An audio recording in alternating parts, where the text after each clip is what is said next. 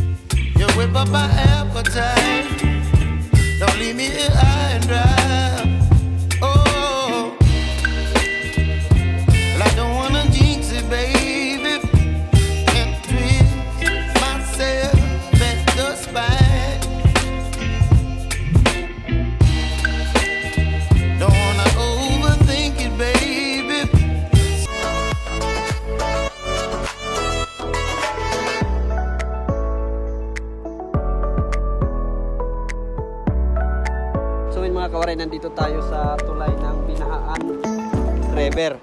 Ito yung boundary ng Pastrana saka papuntang Dagami. Ayan.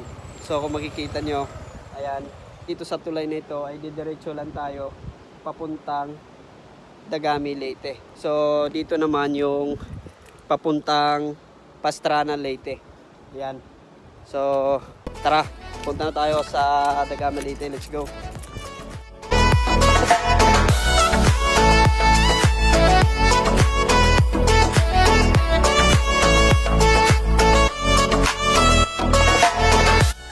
So nandito na tayo ngayon sa Barangay Kalipayan, Dagami, Leyte.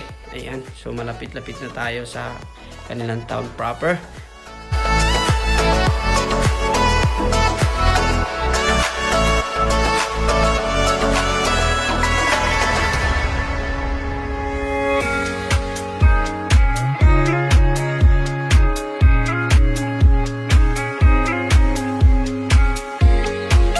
Mga kawaray, nandito tayo sa Dagami, Leyte. Nag-drop by muna tayo. Alam nyo ba na ang Dagami, Leyte ay kilala ang kanilang specialty na binagor.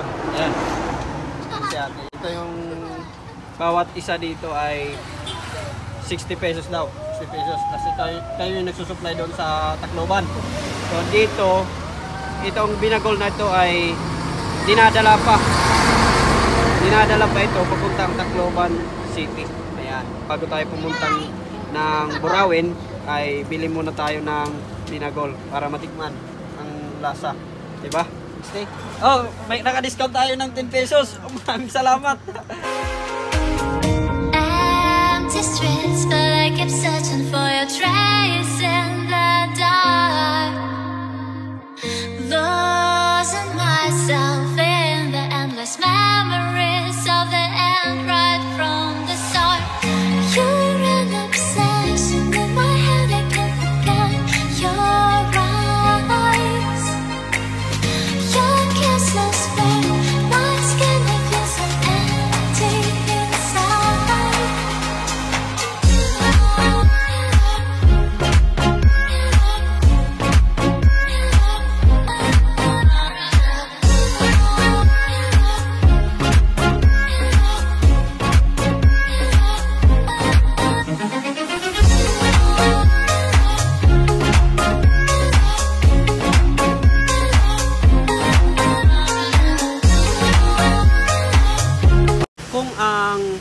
Dagami Leyte ay kilala ang kanilang specialty na binagol. Dito sa Burawin Leyte ay kilala ang kanilang specialty na tinatawag nilang bukayo. Nag-drop by tayo dito kasi nandito ito sa Barangay Arado.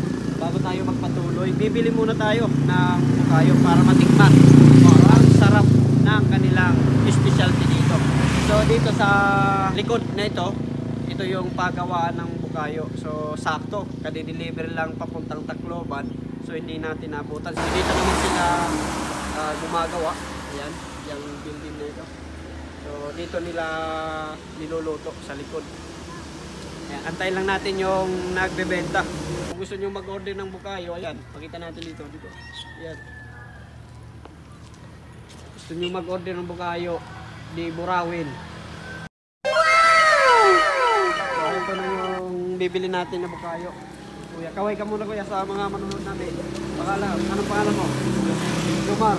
Baka may gusto mong patiin. Wala, okay. So ito na yung bukayo. Ayan. Shout out. Bukayo. Alam nyo ba mga kawaray na ang Burawin Leyte ay kilala din bilang isa sa pinakamaraming freshwater spring dito sa Leyte.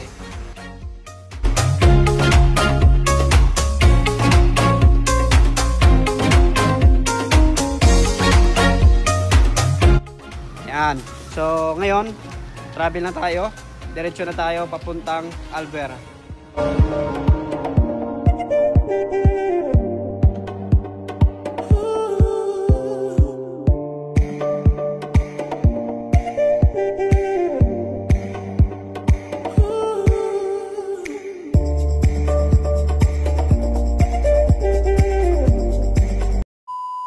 Bago tayo magpatuloy papunta sa pupuntahan natin, yung New Bypass Road papuntang Albuera, from Burawin to Albuera, ay nadaanan muna natin itong tinatawag nilang resort. Pasukin natin yung kanilang resort. Ayan. Ito yung resort dito sa Burawin Leyte na tinatawag nilang Hilataban Resort. Papakita ko sa inyo dito sa ito. Yan, meron tayo dito mga viewers. Mr. Waray! Yan. So napanood nila yung unang vlog natin doon sa New Bypass Road from Haro to Ormoc. So yun. So ito yung kanilang paliguan. So ito running water lang ito kaya malinis. Ayan. Wow! So kaway kayo sa vlog natin. Kaway kayo sa vlog. Ayan. So ibig sabihin mga boss, running water itong tubig na ito. Hindi na i-stock. Ayan. So, malamig. Malinis, malamig. Malinis. Nakita nyo naman. Malamig. So, ayan. I-try natin. 1, 2, 3, go. Joke lang. Ayan. May sa atin ng sticker. Ay, ito. Sticker na! Kantahan na! Rider kasi boss eh. Oh, rider. Vlogger. Vlogger ka? Ha? Vlogger? Hindi, nanonood lang ako ng vlog. Nanonood ka ng vlog ko. Napanood mo yung vlog ng Bypass Road from Oo, Haro to Ormoc? sa Haro. Oo, from Haro to Ormoc. Okay. So, bigyan kita ng sticker. Thank you. Okay. Thank you. Okay. Thank you, boss. Thank you mga boss. So, yun yung mga ray. So, ngayon lang, ito lang muna yung mapapakita natin. Kaway lang kayo. Kaway. Ayan. Okay. So, ngayon, dediretso na tayo papuntang Bypass Road dito sa Burawin, papuntang Albuera.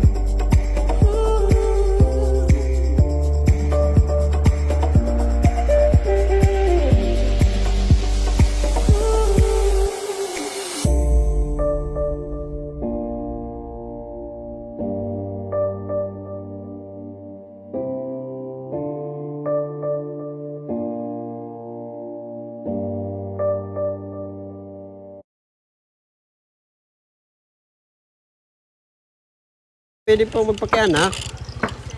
Amo po ininagyan para tikad to Albuera. Ano na inilini nga barangay? Ha? Villa Corazon. So amin it pinakalas. So sunod din Albuera na. O Ormoc na. So maagian na ba tikad to mama Albuera? Diretso na sir? Dire may da kanto sa ibaw pa patong o mga tiga ka Ormoc. Ormoc. Wala. Albuera. Pang-Albera. Okay. So maagi yan na ngayon. Ha, Albera. Ka mamaagit Barangay Liberty. Oh, Barangay Liberty. Harani na la, boss. Matikali na lang ka mga kuan. Harani na la. Ano na ibaw? Oh, okay, sige. Kakadiyon lang namon. Adin ako ni sticker. Kanan YouTube. Yan yung Facebook. Yan may motor, boss, para may padikit na lang motor. Ari no to. Ari din na akong gihap. Oh, sige.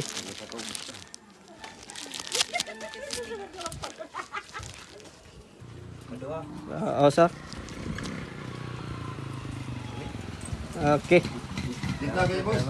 Okay lang, boss. Maganda sa kita kay kanina. Oo, dire ka pa ko nakainom kay biyahe ma. Kuan. Okay, boss. Mga salamat. Kaway na lang ka mo kamera. Okay. Okay. Okay po. Sige. Thank you.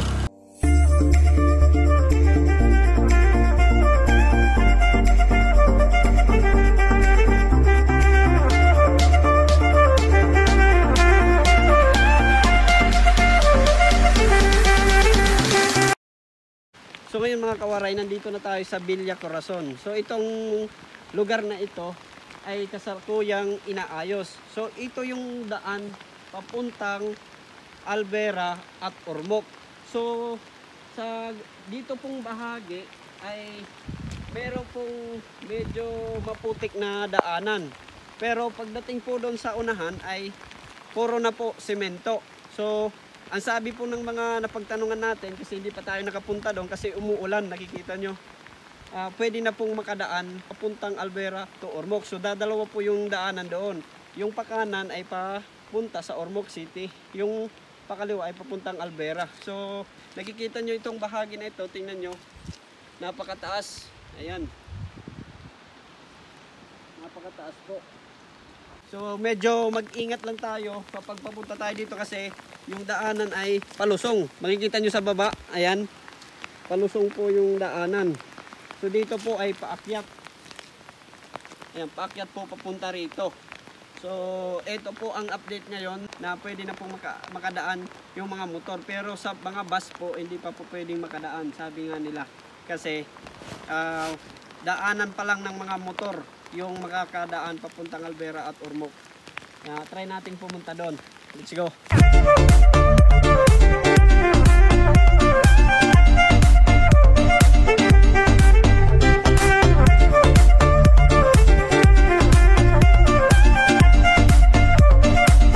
So yun nga mga kawaray, nandito na tayo sa Burawin, Leyte. Ito yung pinakadulo ng kalsada.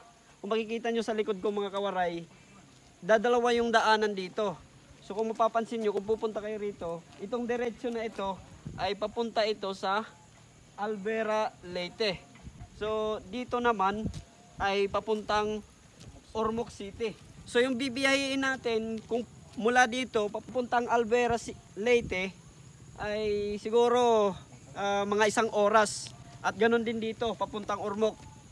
Sabi nila ng mga napagtanungan ko ay mga 1 oras din.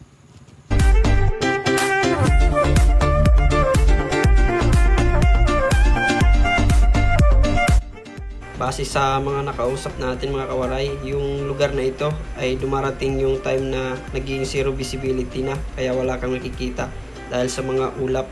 Ayan. Kapag ta-travel kayo dito ay maaaliw naman kayo. Papakita ko sa inyo yung ganda. Patatanaw natin dito mula dito sa itaas yung napakagandang mga bundok. Wow, grabe yung mga tanawin makikita natin sa palibot na ito.